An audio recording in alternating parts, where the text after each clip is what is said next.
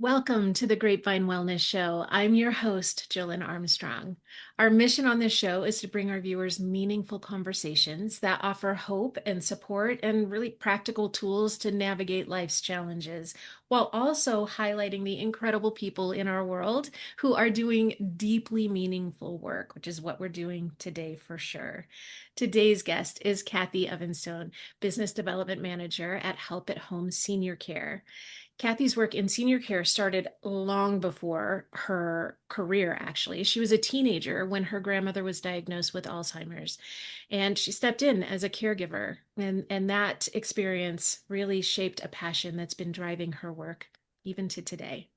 Decades later, after a long career in healthcare operations at Renown Health and Hometown Health, she now spends her days educating really overworked family caregivers and community partners about how in-home care can really transform a senior's life in meaningful ways. We're going to be talking about a lot about dementia today, and we're going to kind of highlight that aspect of senior care and what families need to know, what they often wish they had known sooner, and the practical wisdom that Kathy has gathered from a lifetime in this work.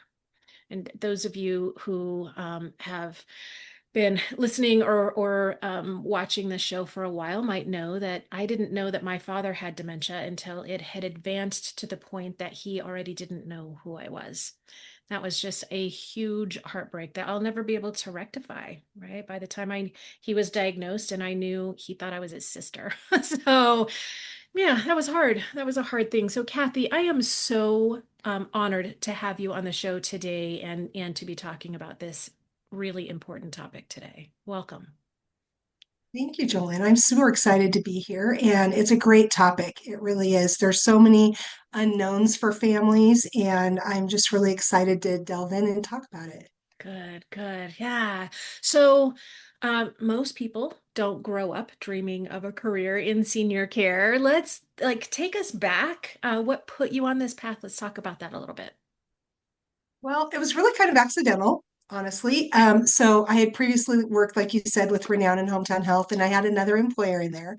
And the VP of operation or VP of finance for that company is actually brothers with our owner, Steve. And he said, "You really need her in your organization." And he chased me down for a while. And I was like, "Well, I'm not ready. I'm going to take care of my mother-in-law, blah, blah, blah." And then he got a hold of me one day and said, "I'd just like to take you out to lunch and pick your brain a little bit about, what you know in healthcare and all this." And I thought, okay, lunch can't hurt. And I showed up and it was a full-blown interview. I had no idea. I had no resume. I didn't have anything with me. They talked about working with places in different locations, and then the next day he offered me a job in sales and marketing. I was like, "What? Like I don't even have marketing experience. Why would you hire me for marketing?" He's like, "Do you know how to develop relationships?" I'm like, "Well, yeah, it's a lot of C-suite work I did." And it honestly, I was shocked. And yeah, so it was very accidental. And I'd always wanted to volunteer with seniors because I just love the senior population and I just worked a lot and I never had time to volunteer. And having taken care of my grandmother, it was just really something that was always near and dear to my heart. So it was very accidental how it Yeah, happened. and it sounds like, what was on your heart was like actually working with seniors, volunteer work or otherwise, right? But this interview was for sales and marketing. Like I can Right. imagine that, there was some, yeah, and you and I have talked about some apprehension there, like sales. I don't know about that, right? How did how did that kind of resolve, or how did your opinion of this position change once you actually started the work? I would say apprehension. It was actually terrifying because I thought, "Oh my gosh, I'm not qualified for this. How am I going to do this?" Sales was like the F word to me. I'm like, "Oh no, I worked with salespeople. I'm not a pushy salesperson." So it really, truly scared me to death. But Mhm. at the end of the day, we are not salesy. We are here to help people and find the right resources. So it is completely different than anything I expected. So the marketing part, we go out and we meet people, right? We meet hospice and home health and go to the hospital and tell them about our services. Some of them don't even know that in home care exists, right? Mhm. So, a lot of what we do is education. It's getting our name out there. And when we're talking to a senior, we're not just going, we need a sale, we need a sale. That is absolutely nothing like what we do. We are there to help meet a need for not only maybe the client, but their families, right? So we have clients that their family lives out of town. That's a big deal. How do we help them, right? We have a long-term client with us, and their daughter lives out of town and manages all of his care, and we're the eyes and ears in the home. So we're not just there to make a sale, we're helping people navigate this really scary territory of what happens when our families, parents, and friends start aging and they're not safe in their home by themselves. So it's completely changed for me from a sales to how do we help people when they're in this time in their Yeah. life? Yeah, and what a beautiful perspective, right? I'm educating people on what's available to them during a time when Right. they really desperately need some help, right? And yeah, Absolutely. you're not selling t-shirts on TikTok, like none of that. Not at Right? all. Yeah, yeah. So another thing, like before we get too far into this, but your bio mentions really something that struck me. And when you and I have spoken about this, when you were a teenager and your grandmother was diagnosed with Alzheimer's, what was that experience like as a very young person stepping up and helping in her care? It's funny that I was the youngest of all of the grandkids. So I was kind of voluntold, she's got live-in care. We need help. Go help her. And I'm like, Yeah. okay. I just did what I needed to. I loved being at the ranch. So for me, it was like, oh, okay. I was really there to help her with most of it was safety. Is Mhm. she going to wander off into the street? I helped her with, her meal prep and showering. And a lot of it was companionship and honestly safety care. I didn't at the time think a lot about it. Now I look back and go, I was so young. I didn't know all the things I needed to know about dementia, but it really gave me the ability to understand what other families go through and how hard it was for us to coordinate care. And it really gave me a sense of, I'd say, empathy, really. I have a lot of empathy for people who are going through this. It is not easy. That's why we call it the long goodbye, right? It is not easy. You start at one stage, then you go through another stage, like they change constantly. So I think that being able to empathize with people and now experiencing it in a totally different way because my mother also has dementia. And honestly, it was a true blessing for me to get this job at Help at Home because it put me in touch with all the professionals I needed to do a lot better job navigating my mom's care. And that just helps me help other people.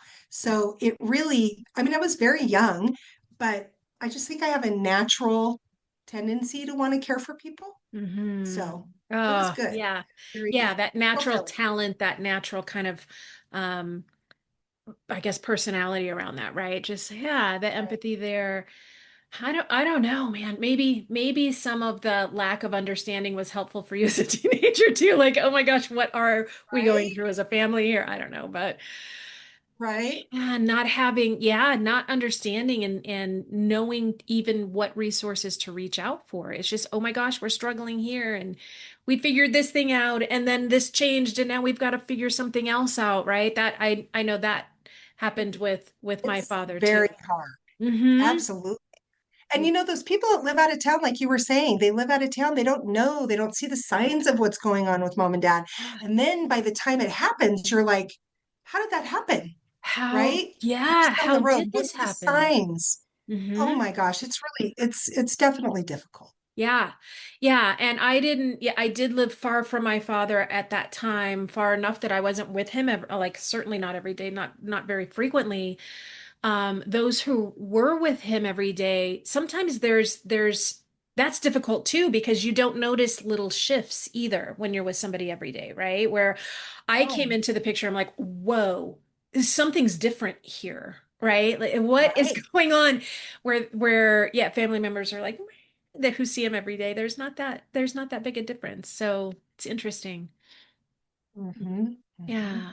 Well, what you've learned in your own family, I think, and what you see families wrestling with every day, right? These are kind of the exact things that most people aren't prepared for until it's already too late. Just kind of like like with me, Right. right? When they're in it. So let's talk about that. Let's kind of well, first let's talk about dementia kind of as a whole, right? Glad. It's Okay. much more common than people realize. You've dealt with it a couple of times now in your family. I had a number of family members in my family as well.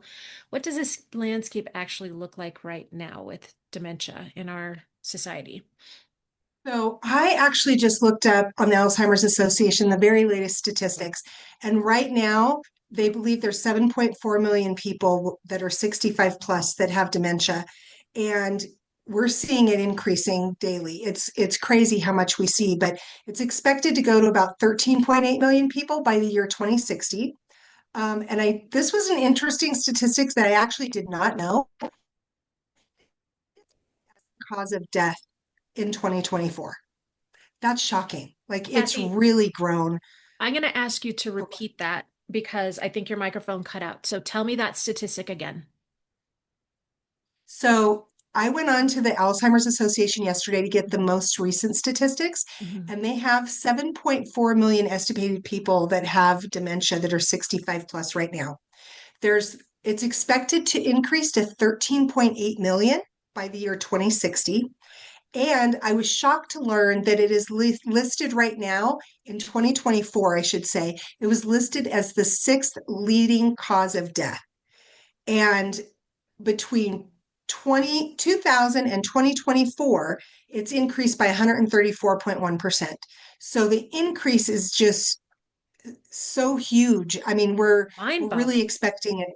It is, and we're really seeing a lot of early onset. We're seeing clients now, it used to be 70s and 80s and 90s, right? Mhm. We're seeing a lot sooner, 50s, 60s.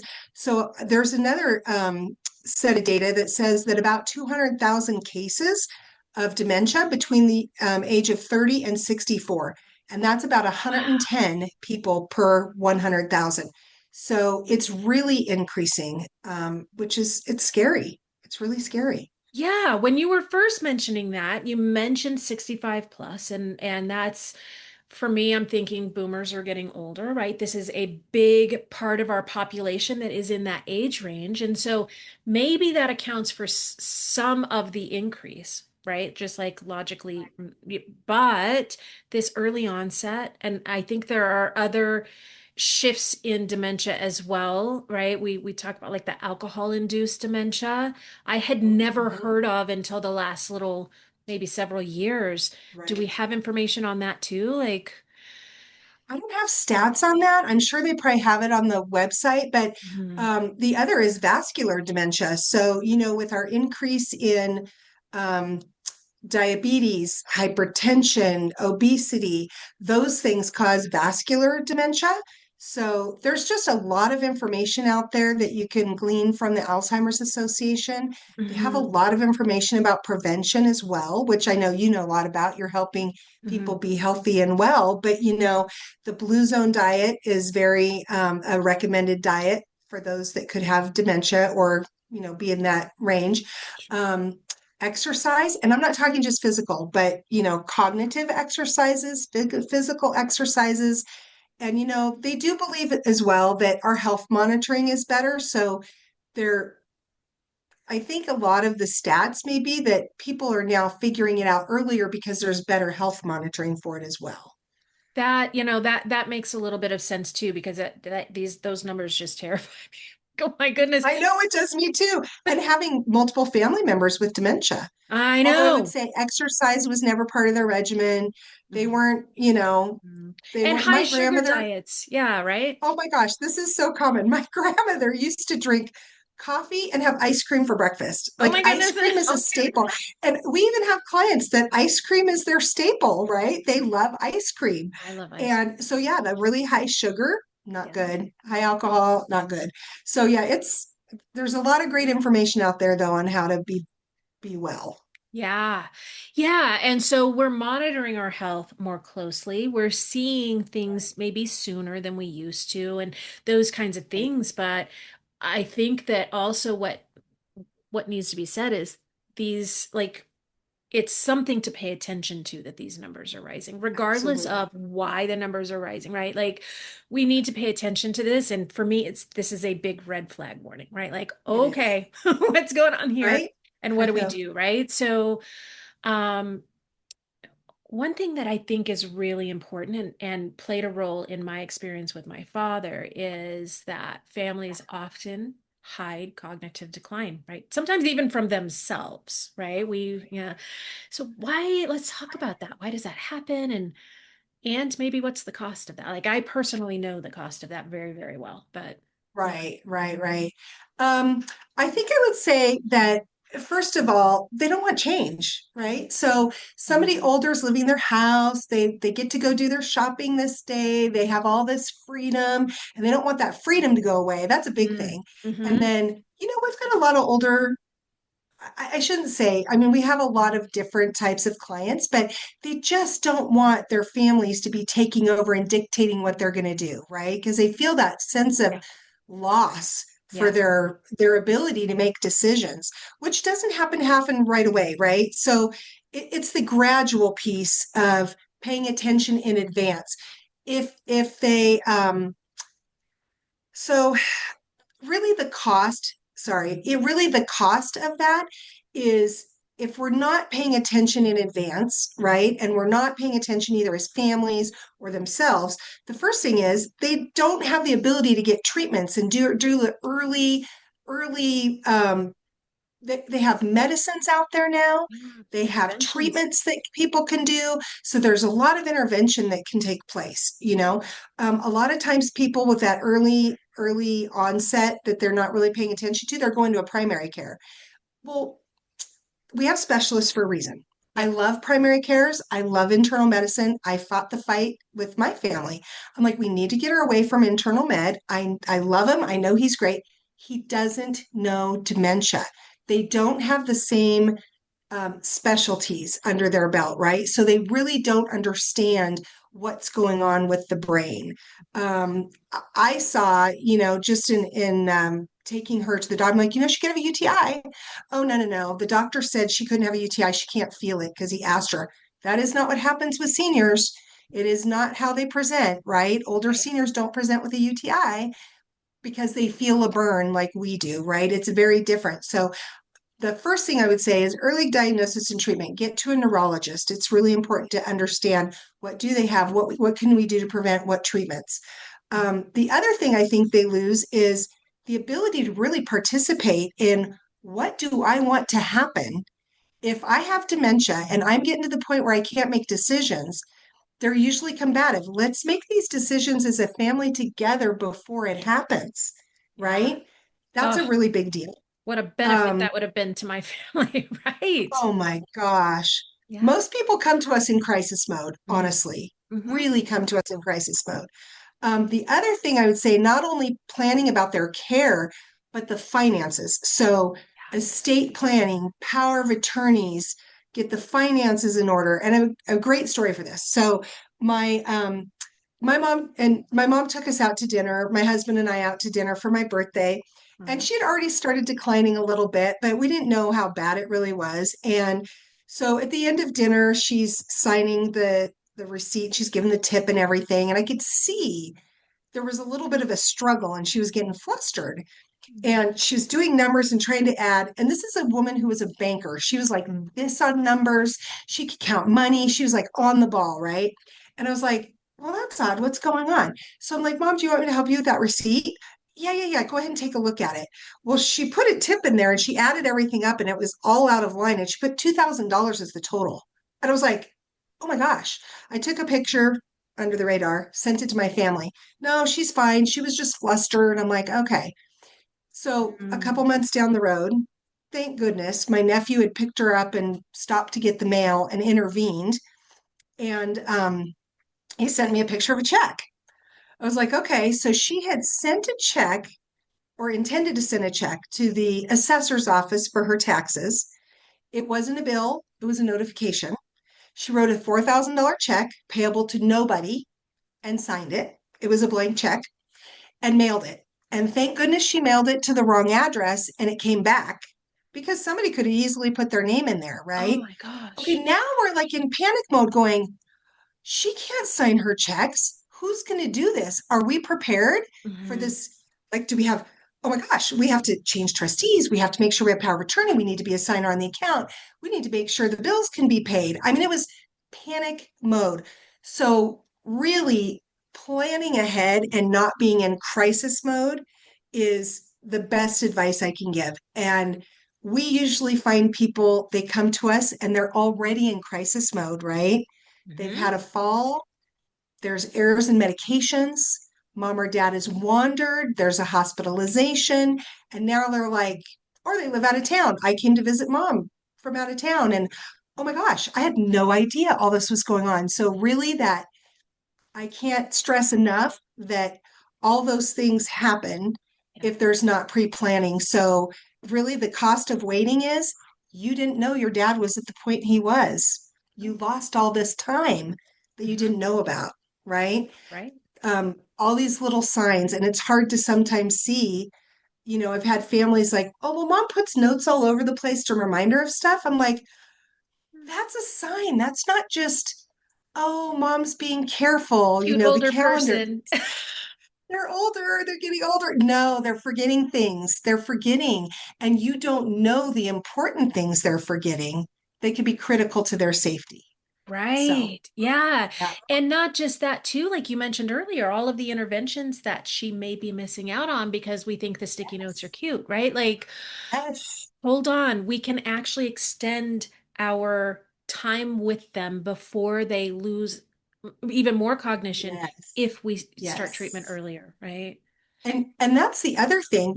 I love when families go, I'm starting to see a little bit of an issue, Uh-huh. right? We start at 4 hours a week or 8 hours a week, and then you can kind of get a better gauge of what's going on in the house. You can start slow. I mean, you don't need to go to 24/7, but it's nice to start early. Mhm. Um, just having somebody there with eyes on and understanding, like, how bad is it? Then we can report back. Like, mom was doing good today, but we're starting to see these signs of a decline.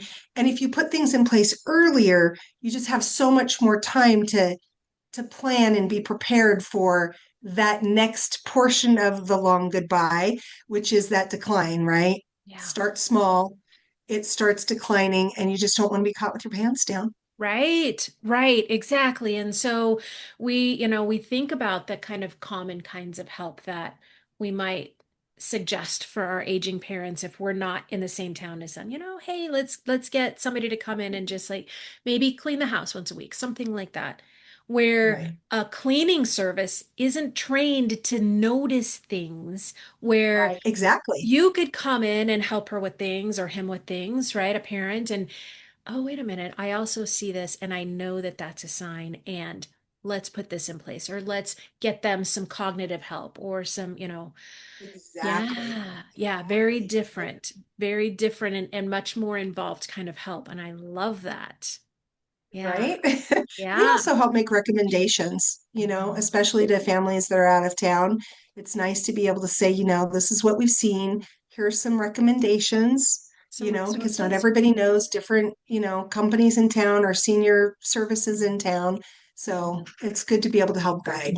Absolutely, absolutely. And I love about this conversation that we're having, what you have let me know is I can put some of those additional resources in the show notes. So things that we talk about today, there are Kathy is a wealth of knowledge, folks. So um, we A can, lot of help learning all the knowledge, though. There's a lot of great yeah. community partners that really focus on seniors in the community, and they've all been such a wealth of knowledge to help out. So we all really work together to Yeah. help our seniors. Sure. And what a beautiful thing that you're in this kind of hub of support, right? And Yep. it's not just a job for you. This is on your heart to do. And so I No, just love that. Yeah. I love, honestly, I'm like, how did this even happen? I have the best job I've ever had. Like, I love my job. You deserve I that. truly Good. do. It's Good. meaningful, right? I'd interviewed somebody a long time and they're like, well, we didn't want to have a soulless job, my husband and I. I'm like, that really is so true. This job is just it's so important to be able to help people. And it definitely fills the bucket. Ah, good, good, good. Yep. And I can tell that in the way that you show up for your work too. It's great. Well, let's talk about a difficult side. If there are a lot of difficult sides of dementia, I wish it just didn't even exist. I just wish it didn't exist. But one of the hardest kind of specific conversations that families probably have, it occurred with my family when my father started driving and getting lost and wanting to go on more adventures. And in this town, small town that he had lived in for 50 years, like not knowing where he was. Right. Right. So let's Right. talk about that kind of taking the keys away conversation. Oh, Oh, it was a tough one with mom. Thank goodness I had a lot more tools under my belt to try to help with it. But the little things that are the signs I would say to start paying attention to is important to talk about because there's a lot of denial, yeah. I think, with families. Ours was, we can't take her keys away. She'll just die. She won't be able to do anything. And it's hard because it takes away all that freedom that they have, right? And the just the ability to get out and do things. So it started with little things for my mom. She used to come to my house all the time. I was actually driving to work, and she made this big wide turn, and she's right in front of me, and I had to like slam on my brakes. I was like, oh my gosh, like what's going on? And then she wanted my husband to clean her swamp cooler and get it ready for the summer. So he was cleaning the swamp cooler, and she was very impatient. She wanted it done right now. So he had all the swamp cooler parts like laid out in the driveway, and he was pressure washing him and all this. And mom drives up and didn't even see him, drove right over the top of all the swamp cooler, the metal parts and everything. And I was like, oh my gosh. And then she was like, oh, what was that? What was that? So she didn't know. So she started getting confused because now you have a panic situation, Yep. right? Now you're a little bit more panicked. Um, so she tried to back up and it was dragging, and now she's more flustered. And my husband's very calm. He said, just hold on for 1 second. We're just going to put it in reverse. I'm going to hold them down. She put it in neutral and started revving the engine. This is the panic. Like they think they Yes. can drive, but then the panic sets in when something happens that you don't expect to happen. Mhm. And I started raising the concerns, of course. Years ago, I had actually witnessed, it was very sad. I had witnessed an accident where um, a man with dementia moved in with his son and to be closer, and they didn't take the keys away, and he was in a van. And I watched a bumper car situation happen that ended in a fatality. Oh, God. And it was I don't want to say it was traumatic. It was so Yeah. traumatic. And I was first on scene, chased him down, knew he had dementia, wrote the police report. So I had this need in me to say, this is important, right? We could hurt people. You could hurt yourself. You could hurt people. Yep. So when we actually had the conversation, I explained to her, I mean, because my siblings were trying to justify the why and just kept repeating the same thing. I'm Mhm. like, look, mom, I have actually seen somebody that lost some of their driving skills hurt somebody, and I don't want to see you get hurt or hurt somebody else. The other day, I made it about me and not about her. The other day, I was driving down the highway, and there was a guy in this really low tricycle type thing with no shirt on, and he was blending in, and I'm going 55 miles an hour on our highway, and he came up like that because I didn't see him, and I had to react fast not to hit him. I had to hit my brakes, make sure nobody's in the other lane, blah blah blah. Would you have been able to react that fast? And she was like, I don't think so. I'm like, yeah, it's really, we don't want you or anybody else to get hurt, but we have a solution. We're not going to take away your ability to get out because with older people, what happens is their worlds shrink down. Yep. And you can't do that because they get depressed. It's harder. They start being um when they're not social, right? They don't have a social life or they can't get out. It makes their world so small and it creates even Isolation more shortens life. Yeah.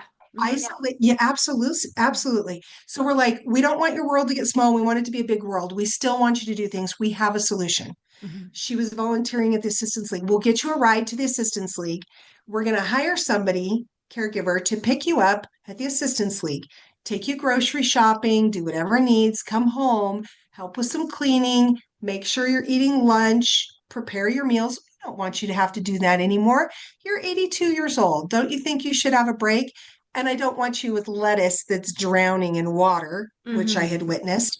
We don't want you eating bad things. So she finally agreed because she realized I said, I wouldn't have been able to react.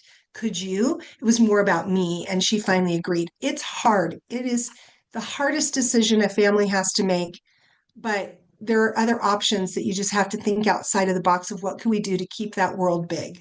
Yeah, yeah. I think that we kind of collectively as humans think driving equals freedom equals, ability to be in the world. When in Right. reality, actually, we can keep you in the world without the driving Absolutely. piece of it. Right. That's just a tool. It doesn't actually Right. equal freedom, right? And Absolutely. so really addressing that, like, no, you can still go places. You can still go places Exactly. and you can Yeah. still do things and all of that. It's just let's take away this possibility of danger of hurting yourself or others, that kind of thing. Right. Yeah. Right. Right. Hmm. And some people, I have had some people say, you know what, I just don't think I can drive anymore. But it's more often than not, it goes the opposite way, where they're like fighting 100%. tooth and nail. Absolutely not. I mean, it could be to the point like we undid the battery. We hit the keys, we unhooked the battery so she couldn't start it, right? We just wanted to prevent her from being able to use the car at all. Right? So those things happen. Sometimes you just have to say, well, the car's not working right now. Yeah. Oh, goodness. And yeah, it's not none of this is easy. I mean, you can have It's awful. all the best intentions and all of this and this education and this understanding and knowledge and suggestions helps. This is a hard situation. It's It just is hard. really hard. And yeah, and all of these things, it is our tendency. I feel like it's just human nature to say, no, no, no, I'm fine. I'm fine, It right? And is. but again, back to the cost of this. There's so many things available to us and things that we can do if we just acknowledge, right? If I had a broken leg, I wouldn't Absolutely. pretend I didn't have a broken leg.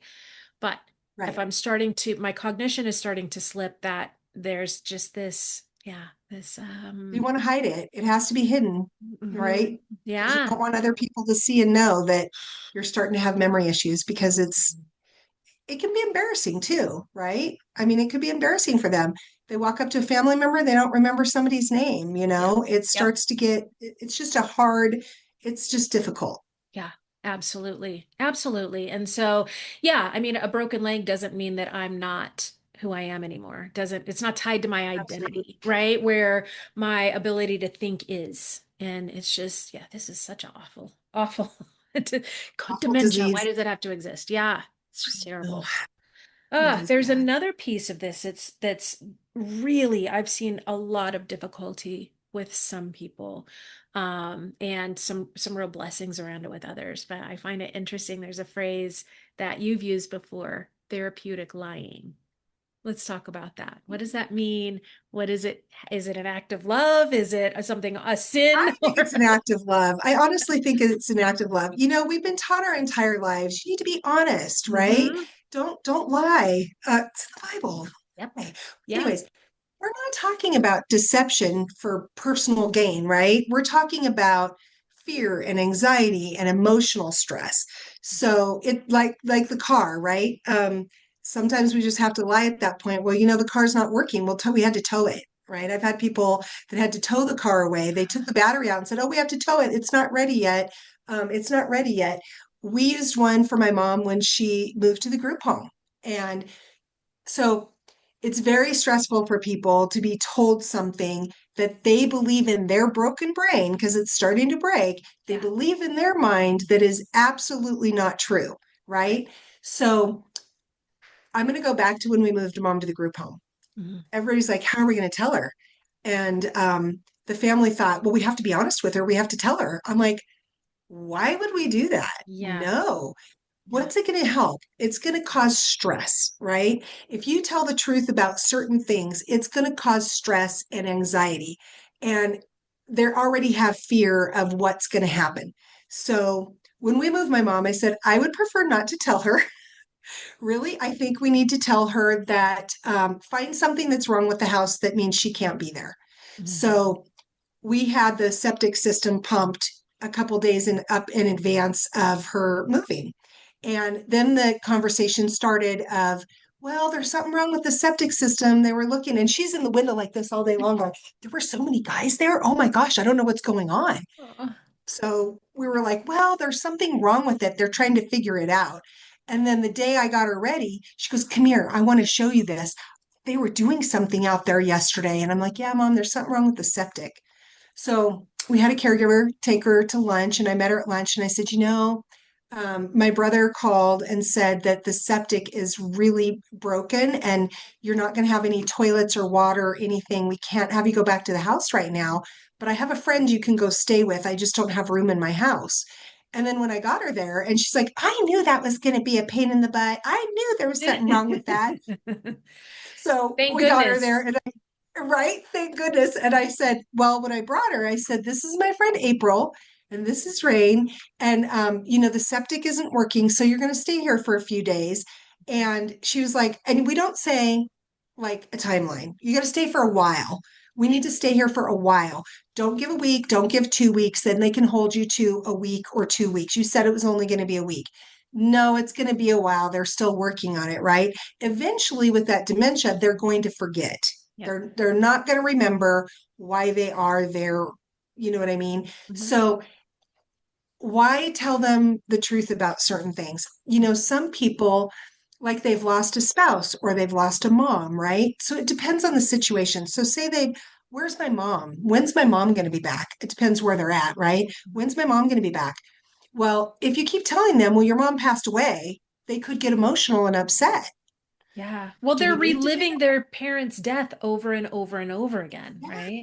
Exactly, exactly. Mm. Your mom can't be here right now, but why don't we look some pictures of her? Or your mom can't be here. Redirect is what we look for is, teaching our caregivers, redirect away from that. Maybe we talk about something mom did. What do you remember about your mom? Or show me some pictures of your mom, or let's talk about something else. So redirecting them. It's not terrible to tell that little fib that she's It's just not actually here right now. loving. Yeah, that is what you're describing is that loving act, right? We're not for the same reason we don't try and tell a toddler how to do taxes or why we do, why we pay tax, whatever. It's just, Exactly. yeah. We Yeah. just don't do it. Yeah, and this is like one example of kind of meeting them where they are. You've got a cool story about that kind of Oh my concept, gosh. right? Your mom Yes. and a bucket bath. Yes. So we had my daughter was living with her full time, and she started having some more than just urine incontinence. She started having bowel incontinence, and she smelled and she wouldn't take a shower. This is so common, right? Yep. Dementia, I don't know what it is. Well, I kind of do. They do not want to shower. They just go down this path where it gets less and less and less, and then it becomes a fight. I'm not getting in the shower. So I was talking to her. I'm like, well, I don't understand. You wouldn't want us to be dirty. And of course, she got mad at me. And I'm like, okay, use your skills, Kathy. You need to figure out like what's going on. I said, well, mom, why like I want to take you to church, but I can't have you go into church smelling like this. I'm like, well, how did you get clean? And she's like, I've never taken a shower. I'm like, okay, Mm. okay. You've never taken a shower. Well, how did you get clean then? And she goes, well, at the ranch, I always took bucket baths. And I was like, oh my gosh, we're back in the 1940s in childhood. So we have to remember where are they, right? Because they're not in our today 2026. Right. They may not have even 2 years ago. Their brain may be at childhood, it may be in adolescence, it could be at the time they got married. I had no idea my mom was back in the 40s living at the ranch. I'm Mhm. like, oh, a bucket bath. Okay. So of course I instructed my daughter, go get the bucket. We're getting a bucket and all the washcloths and everything we need. She's taking a bucket bath. So she didn't even know what happened, right? We didn't even tell her we were going to do a bucket bath. We just started making it happen. And she'd always say, I'm not going to do that. No, no, no, we're not going to do that. It's fine. And just start washing her down. Yeah. So meeting them where they're at is really important. Understand that their brain is probably not in today, it's in another time. How do you figure that out? We just actually rolled out not long ago a client history form to get a lot more information about people so that we can understand like what did they Reference. do what did they do for a living? Do they have a spouse? Should I talk about this or not talk about that? What's their passion? Do they love music? Mm. Just to really understand a little bit more. There's a there's a really great. I would highly suggest this for people if you're struggling with figuring things out. Teepa Snow has a video on YouTube, and it is about a little old lady that is running around these chairs, and she lives in like a facility, and she's using this Morocco, and she's going like this and hitting the chairs and driving everybody crazy and won't stop. Well, her history is she was a housekeeper. So Teepa Snow comes in with a cloth and slips the cloth in and says, "Oh, Betty, you're doing such a great job cleaning these chairs. Let me Oh. swap out and give you a new cloth to Mhm. clean with," and took the Morocco. Now everybody's happy, right? So now she's cleaning with a cloth. And We not had a this client noisy that, thing. Yeah. yes, not this noisy thing. We had a client that the caregiver's like, "I'm not sure what to do." I'm like, as for a living, he was in car sales, right?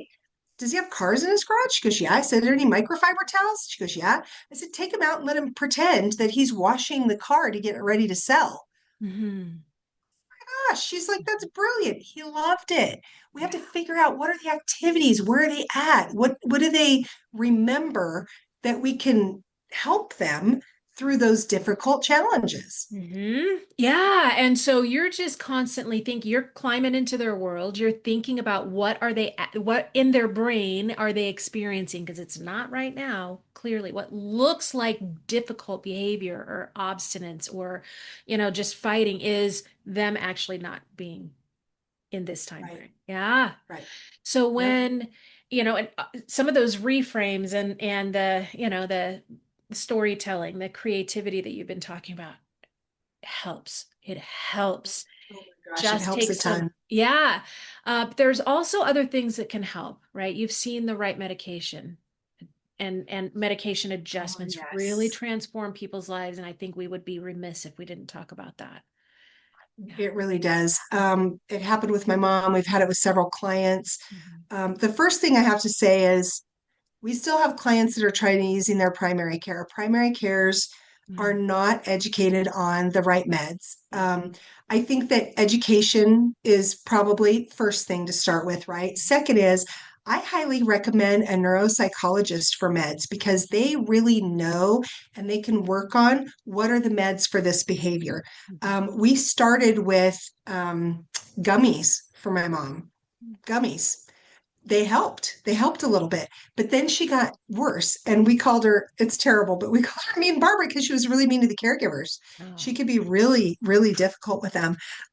So we finally got her on some meds at the neurologist, and oh my goodness, life changed. She started calming down. We figured out things that would work for her, and she wasn't comatose, right? She could still walk. She was ambulating. She was enjoying food. She could watch TV. She was going to the store, but she wasn't having this bad combative behavior. So it's really important that not everybody needs it, right? So there are meds to help with the prevention, like we talked about, that keeps them at the stage where they're at. But then there's also those for behaviors. And some of it's in training and how you're talking to parents, not making them mad, Sure. being in their world. And the other part is definitely medication that can help with some Yeah. of those behaviors. Yeah. Super important. Yep. Yeah, I experienced that as well. And I think it hasn't been commonly known in our society that, oh, there are things that can help with this, right? And so medications are super important. Yeah.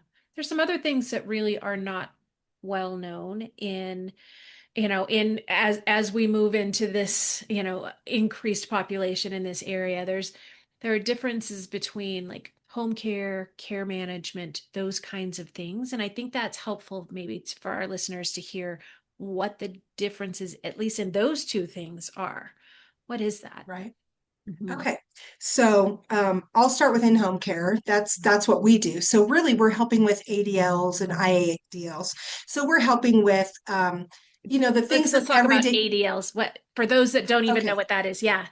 activities of daily living, Yeah. right? So the activities of daily living are the things that they need to be safe in their home, basically. So showering and toileting and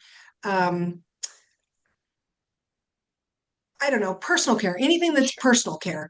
So Mhm. the IADLs are the things that they learn, like the cooking and housekeeping. You start seeing those little things that start disintegrating around the house, like, oh Yeah. my gosh, that toilet is terrible. Like they forget to do those things, right? The things that you learn as you're becoming a child, pick up your room and, the little things that you learn. So we help with those. We help with transportation.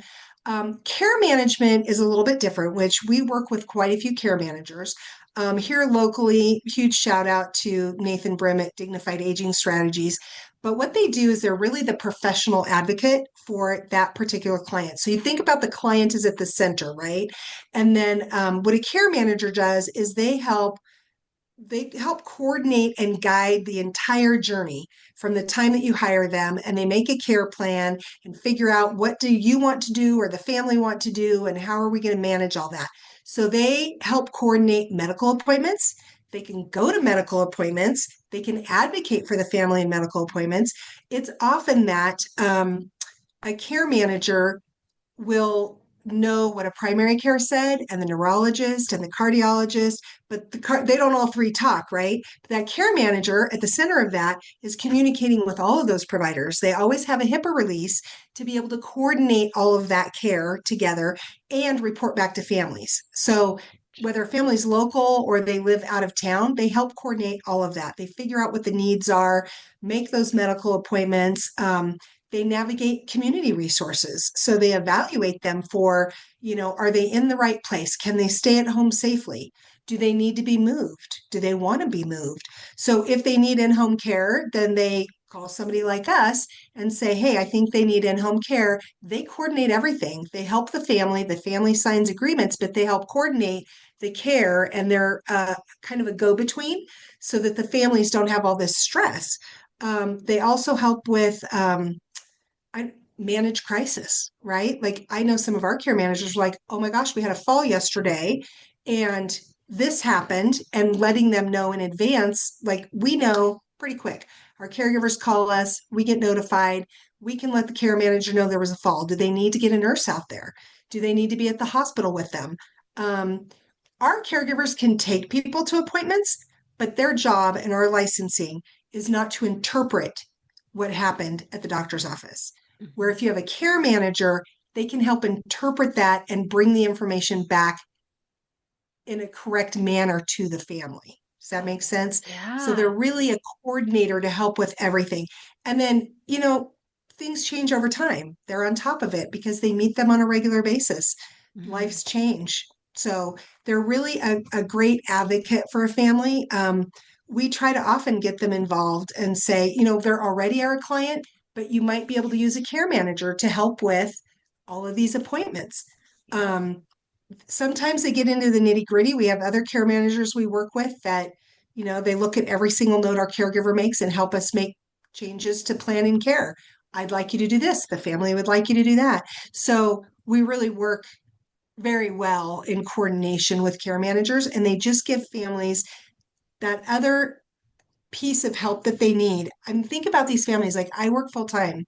Some families with the more early onset dementia or their families starting to experience that in their 60s or 70s, they could have young kids at home. They still have school and football practice Oh. and, all those things they're trying to manage, but yet they just don't have time and it becomes very stressful. Hmm. So that's where having a team of people helping you really reduces the stress and can really improve the care as well because Well, now we right. have people on board, right? Yeah, all their So, needs are being met. This kind of ecosystem that you're right. describing here, right? Where all Yes. these different needs are being met and there's kind of a through line through everything Right. with the care management, right? Where yeah, we're not going to forget what happened at one appointment and it's not it is going to get translated between like the healthcare professionals, right? And Right. And yeah. there's different care managers. Like we've worked with Teresa Cook. She's amazing. She does kind of a different style. Nathan has nurses on staff. Mhm. She is hands-on, one-on-one with her clients. So there's different care managers that work in different ways, depending on what you're looking for. So, Yeah. but people who have a lot of comorbidities, nursing care as well is very helpful. They can put the pill boxes together and Mhm. make sure everything's, flowing properly. Yeah, yeah. And I mean, this is really wraparound, beautiful kind of care. You mentioned earlier, right? Like the person, the senior that we love is in the center of this. But Exactly. you are integrated in the community, Kathy, in a way that is just so beautiful because of this, right? Care managers is Right. one thing, but and you've mentioned the Alzheimer's Association when you were talking about the stats and the data earlier. There are there is this kind of beautiful ecosystem, at least in our community and probably in others as well. But let's talk There are. about that, how those services work together in various ways. Yeah. Right. Hmm. So, we work with home health. Hmm. We can kind of be an extension of home health. Like you have home assigned PT exercises. It's funny how the 80, 90-year-olds don't want to do their PT at home, but we write it into the plan and the kids are like, make so we Yep. do that. Hospice, right? As our clients decline and they might need hospice, we can recommend hospice. So we're just integrated with a little everybody. Do they need bars? Do they need ADA type things in their homes or ADA type repairs? Do they need shower chairs? There's so many different things that they could need, or they haven't done that planning. Like we go in at our assessment. We actually say, do you have advanced directives or a pulse document? Well, if somebody's in their 90s and getting close to that time, have you made these decisions? We can put you in touch with, you Mhm. know, different people that can help guide you. Um, we also have a crew of people. There's a Northern Nevada Senior Empowerment Seminar. We work with attorneys and if they want to sell houses and move, real estate agents, Mhm. transportation to and from appointments if they can't get into one of our cars. There's just a slew of different senior resources that we have in our community that we love to put people in contact with to help them out. Sometimes people can't afford services. There's some services as well through Alzheimer's Association and Seniors in Service, I believe it is, that have some grants to help people. So there's a lot of different community resources that we've touched base with and keep in contact with to help guide clients. Yeah. And man, it takes a village, right? It takes a village Oh, I'm in our telling you, it later really years does. Oh too. my goodness. It, Hmm. it does. It And really does. We like to pride ourselves in communication and make sure people understand. Like we've had a client that he's not quite ready for services, but he's got hospice potentially and this potentially, and we just check in. How's it going now? Or do you need any other resources just to yeah. make sure that they're, you know, not forgetting. Yep. Keep in mind there's other resources out there that can help you. So it Yeah. definitely takes a village. All through our lives, it takes a village for I sure. know, all through our lives, right? You're raising kids, it takes a village. You have Yep. seniors, you have older parents, it takes a village. Yep. You And really you need to deserve, understand there's resources. And yeah. you know what? I should probably also say people going through this, a lot of times they don't have all the resources or the feelings of it, right? There are support groups, dementia support groups. I should also mention that. That's a Mhm. really big deal. Really important. Um, if you're hearing other stories and people are going through, I actually attended one when I first started. I went to an Alzheimer's Association. It wasn't really it wasn't quite like that. It was a more of a training meeting, Mm. but it ended up being a family resource. And we were all talking about, well, my mom's this and my mom's that and my dad Uh-huh. this. And it was amazing when you're in a group and other people are talking about the things that they're struggling with to really be able to hear and understand what they're going through and give other people suggestions. This worked for my mom. It may not work for yours. This worked for my mom. You know what I mean? Yep. So having that support group is also helpful because it can be very emotionally distressing for family caregivers. Oh my gosh, yes. I was grateful for that. You know, my mom was watching her husband deteriorate, her life partner who she'd been with since high school in front of Right? her, and that support she was able to receive. And yeah, she went to a different group than I went to so that she could have support around her without worrying about her daughter's experience and vice versa, right? Right? So that the Alzheimer's Association in this area and across the country also has various kinds of support groups for different family members as well. So Right. And even online phone calls too. They have Mhm. immediate help for people. Sure, sure. Yeah. So yeah, this is the work, right? Every single day. The And work. here we are. But we've talked a lot about, and Kat, it's just in your heart to talk about all of these resources that can, this wraparound care, the village, the system that we have here. But let's bring it home a little bit. Talk about help at home senior care, what you actually do, where this fits into everything that we've just been talking about. Yeah. So, a little bit about Help at Home Senior Care. We started in 2004 and we are a privately owned company. I said our owner is Steve. We actually started in Auburn, California because his mom and dad he started an in-home care facility and he said everybody just wanted to go home. So he was one of the first to open in-home care in Placer Valley and then expanded to Reno and then Santa Rosa. We really pride ourselves on answering our phones 24/7 with a real human being. You know how hard it is for seniors when they're struggling with something and hit one, hit two. So we really pride ourselves in being able to communicate well with our clients, their families, people that live out of town. We help with pretty much anything that is non-medical in their homes. So we were talking about earlier, we can help with personal care, bathing, toileting. We help with meal prep, medication reminders, transportation, light housekeeping. Sometimes with the dementia care, we have to go incognito as the housekeeper and don't tell mom that we're Oh, a care agency. We go incognito as the housekeeper, but we're keeping our eyes on and helping with meals and taking him to appointments and stuff like that. So um, we specialize. We just rolled out some specialized dementia care training for our caregivers. After doing a focus group, we heard like really caregivers need some more training, and it's absolutely true.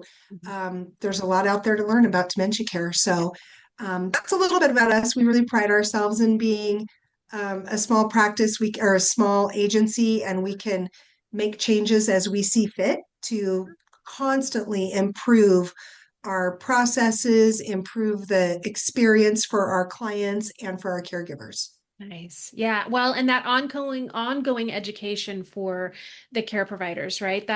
Things change. Education changes, like all of the new things become available. And so that you really focus on that. Okay, let's get what's the latest thing? What's an update that we need? Right. And yeah. And we have training available for, I don't know, we have like 1,500 they can self-assign training. We can assign additional training. So if they're going to somebody with Parkinson's, we can assign Parkinson's training that they can watch and learn more about it. We could do a client's diabetic. What do we do? How do we prep foods for diabetic? How do we do end of life care? So there's so many extra things. We actually pay them to do training because we want them to be well trained and to really understand what clients need. So there's just a lot. Yeah, it's always evolving. Yeah, yeah. And I think it's important too that what you just said, because we've talked a lot about dementia today. We purposely, because of what's going on in our world, have made that the focus of our conversation, but it isn't all that you care for. You mentioned just Right, now diabetic care, Parkinson's, aging right, without a specific diagnosis, you can be there right. for as well. Yeah. Right. Oh, absolutely. We've had clients in their 40s, as long as they're adults, Mm-hmm. over 18 years old. We can help with pretty much anything. We do dementia and Parkinson's, people that have just been released from the hospital or they've been, they had a fall. We've had several people with bad UTIs. They're getting released from skilled nursing and just not strong enough to go home by themselves yet, need medication reminders. So we can help people transition from hospital to home and make it a safe discharge so they have somebody there. Um, there's just so many things we can help with. Parkinson's, pretty much anybody that's got a disability, right? If they have, um, maybe they lost their legs because of diabetes and they now need help with their showering. What other things do they need? They can't drive and get their groceries. So it doesn't have to be dementia. It's pretty much anybody that's over 18 that has a disability or needs help in their home to remain safe in their home. Understood. And let me ask you this question. I think I might know, but I want to make sure. Like, if I'm in my 50s, if I have a major surgery and need help, not forever for the rest of my life, but that period of time where maybe I need some extra help at home, your service may be fantastic, where you can help me for a short period of time until I'm able to get back up on my feet and all of that. Yeah. Yeah. Our minimum shift is once a week for 4 hours with ongoing shifts. But when somebody's Yeah. coming out of a hospital and usually they need about at least a month of care Hmm. because it is when you come back from the hospital, it's not just, You're not think about better. that broken arm, Yeah. right? You're not just better. Yeah. You have a broken arm. My mother-in-law broke her shoulder. What could she do? She couldn't cook. She couldn't wipe herself. She wasn't healed in a minute. It took time. Yeah. So we can go big and then gradually move down, Hmm. right? So somebody may start big and say, I need 12 hours a day every day. I'm fine at night. I need 12 hours a day, or from the time I'm up until the time I go to bed. And then they gradually get better. And then we go, okay, we only need 6 hours a day. Maybe we just need to cover lunch and dinner because they can do their own breakfast, right? So we can start big, scale back. So, yes, coming out of the hospital is a really big deal. And we don't want them to have to readmit, right? Because Right. that's an expense. And Hmm. people want to be at home, or if they have an animal at home, right? Pet Hmm. care. What are they doing with their dog while they're gone? Who's going to walk that dog if they Yeah. can't hold a leash to take a walk? So, yeah, we usually start out larger and then can scale it down. Fantastic. Okay. All right. Really good to know. And I'm grateful that I know you in this area. We're both of us in Reno, but I do have listeners, all over North America actually, right? So what questions, if somebody's not here in Reno and they don't have access to you directly and all your whole like network, Right. your village, what questions should they be asking to find this kind of support in their area? I actually have a list of questions for if you're exploring in-home care, so you can Okay. put that on your link. But some of the things I would be asking for in-home care agencies, are they licensed? Okay. Because there's state licensing. We do have a lot of activity in our Santa Rosa office that's provided by a group they're not licensed. They don't have workers' comp insurance, right? Of course, it's the cheaper rate, but what are the other things that can happen? So, are they licensed? Do they do background checks? Do they do fingerprinting, TB tests, all those things that are safe, right? Workers' comp insurance, liability insurance, bonding. So they should be asking a good number of questions to an agency to make sure that they're safe to be providing care for the loved one and they're going to be protected, right? Important. I would say also that if they're looking for help, there are registries for care managers that can also help guide you to. I think there's national records and state records for care managers if they're exploring that are licensed that can also guide to care agencies. I would definitely look at Google reviews, do searches like that. Okay. All right. Oh, very good information, and I appreciate that. And yeah, why wouldn't I have thought of the licensing piece there? I don't. Right? What can It's you provide? important, Like for me, the top question is, I have this need. Can you meet this need? Right? But hold on a minute.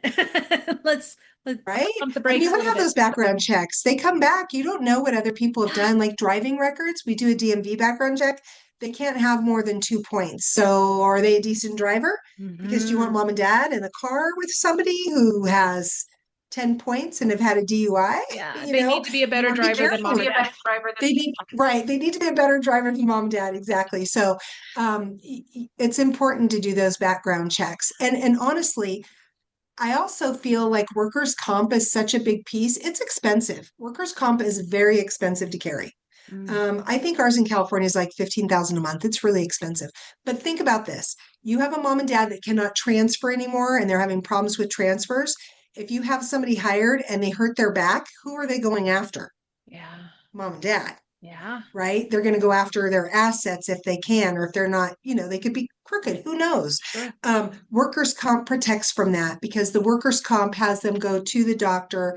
We pay for it. We pay for all their visits, Hmm. and that is no longer a concern for the family. What if somebody gets hurt on my property? Well, Yeah. that what if is covered with workers' comp insurance. That's Gotcha. important. Another important question. So, yeah, we'll definitely link that full list that you have on your website, right? In the Yep. show notes as well. So, fantastic. Well, I know My husband and I had this conversation after my experience with my father. I thought, I don't want this to happen to my kids where they don't know that there's something wrong with my memory until after I don't know them, right? Right? And so we had the conversation of I'm going to watch you and you're going to watch me and we're going to, right? Right? we're Same. We've done yeah. same. Yes. Yep. And it's, I mean, once you've been through it, it's like, woof, okay, what can we do differently, right? But I know there are people in our world who suspect something's off with a family member. They're seeing those little red flags, or maybe as they've been listening to this conversation, it's like, oh, wait a minute. Yeah, right. Right. If they haven't done anything yet, they don't know what to do. What wisdom can you provide for them? Well, I think that attending doctor's appointments with them is important. We actually also have on our website, we have a SAGE test. It's not a diagnosis at all, but the SAGE test it was actually the first test that my mom's neurologist gave her, right? Can you draw a clock? And it gives you the templates for can you draw a clock? Do they know the small hand and the large hand? Do they know how, draw a line from A means one, B to two, C to three? Can they do that, right? And it's kind of a really easy test to glean out, are they starting to have some cognitive declines, right? It's a free test. Mhm. There's multiple different versions of it. We have it linked on our website. We also have a little test out there. Is it time for mom and dad to get care? Where you can just answer yes or no questions about what's going on in their life. So I would say start with some of those really easy tests. Pay attention to what are you hearing on the phone? What are you seeing in their house?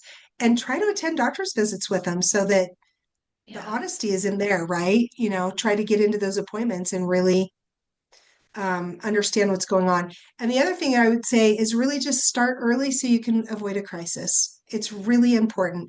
Um, I think that that's just the number one. Get things in order in advance. I went to and attended something about all the things you need to plan for, like when you're selling the house. Dad may be cognitively aware now. How do you drain the sprinklers? What are the passwords? Oh my gosh, what are all the passwords for all of your Right. accounts, right? Yeah. Start early and start getting that information. Sometimes it's really difficult, but you kind of sometimes have to push them as well. But starting early is really key. So the minute you see that little or hear that little red flag, I say think so. something. See something, say something, Yes. kind of. Say something, say something.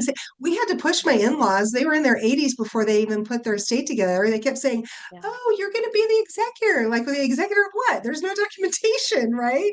Yeah, Get everything in order. Get some legal documents so we know what your wishes are. And I sure. keep pushing all the time, like, get a pulse document. I need to know what are your wishes if this happens, because we wouldn't want to, as a family, make a decision on your behalf. Like, we can't even make a decision. Get those Right. advanced directives in order.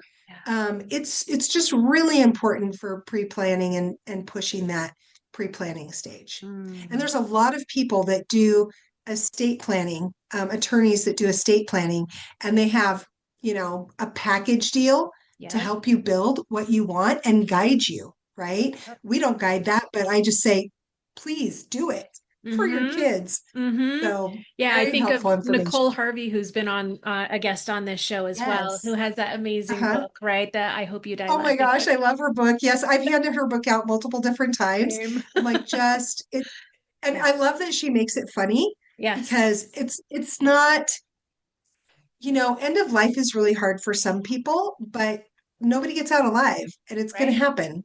We're all So headed the that direction. conversations are just really important to have. Yeah. You don't know what tomorrow brings. Right. So, Right. yeah. Oh, Kathy, what a really wealth of knowledge you are. You bring so much wisdom, and I appreciate you so much for sharing at Oh, least some of it here today. I want to make sure that there's any way that people can get in touch with you. Let's address that here. Let's make sure that people can reach out if they have a question for you, or one of the resources that they've heard you talk about, or even if they're not here but need some guidance, right? How can they get in touch right. with you? Well, a couple different ways. You can go to our website, and in Nevada, it's helpathomeenv.com. Our phone number here at the office is 775-507-3111. We're happy to field any questions. Like I said, we answer our phones with real people, so that's always nice. Good. Yeah. More and So more, yeah, right? pretty easy to get a hold of us. Ah, fantastic. And I'll put all of that in the show notes, but it's good for you to say it as well. So, Kathy, thank you so much. Is there anything that we've left out of our conversation that that might be important?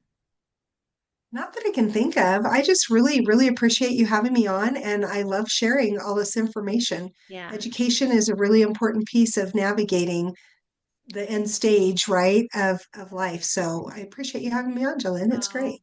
absolutely, absolutely. Thank you so much. And for those of you who, if you're not dealing with this now, it may be coming in your future. You've got some tools for you. So thank you for sticking with us throughout this show. So we'll see you All next right. time. Thanks for joining me on this episode of the Grapevine Wellness Show. If you found it helpful, be sure to like and subscribe and share it with someone who might need to hear it. If you're struggling with trauma or grief, anxiety, depression, or if your relationship is struggling, maybe along with some of those things, I want you to know that there is a path forward and you don't have to walk it alone. Visit grapevineinnerwellness.com to learn more about the work that I do and how we can work together. And I'll see you next time.